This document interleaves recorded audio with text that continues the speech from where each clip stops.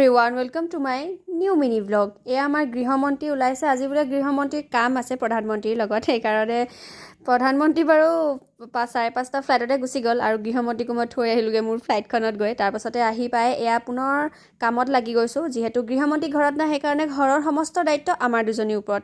দুজনীয়ে কামবোৰ ভাগ কৰি ল'লোঁ, তাৰপাছতে পূৰা কাম কৰাত লাগি গৈছোঁ। নহ'লে আকৌ কাজিয়াও সৃষ্টি হৈ যাব নহয় যদি এজনীয়ে কৰিবলৈ পায়। সেইকাৰণে পূৰা ঝাৰু দি ল'লোঁ আৰু এইফালে এগালমান কাঁহী বাতি ওলাই আছে। এই কাঁহী বাতিখিনি মই ধুম বুলি ক'লোঁ আৰু ভণ্টি পাল্লত পৰিলে ঘৰ মোহাৰিবলৈ। তাই পূৰা ঘৰটো মোহাৰি লৈছে। মই এইফালে কাঁহী বাতিখিনি পটাপট ধুলোঁ। 10টা কামৰ ভিতৰত কেনেবাকৈ এটা কাম ৰৈ গ'লেও খুব গালি খাম নহয়, সেইকাৰণে সমস্ত কামখন কৰি এটাবই লাগিব। মানে গৃহমন্ত্ৰী গৃহখন পূৰা চাফ চিকুণ কৰি ৰাখিব লাগিব, নহ'লে আমাক মানে ঘৰৰ পৰা বাহিৰ কৰি দিয়াও চান্স থাকে। তাৰপাছতে সকাহখনকে ওলাই যাবলগীয়া হ'ল। এফালে গ'লোঁ, ভাইটি গৈছিলে মোৰ লগত। তাৰপাছত তাতে খালোঁ ফুচকা। বতৰটো ঠাণ্ডা আছিলে আৰু ফুচকা খাবলৈ মন যায় দিয়কচোন, সেইকাৰণে তাতে অলপমান খাই ল'লোঁ। আৰু তাতে আকৌ ফুচকা দোকানৰ লগত লেকচা মাৰিবলৈ লাগিলে নহয়। পিছে ভাল লাগিলে, খাই টেষ্টি আছিলে খাবলৈ।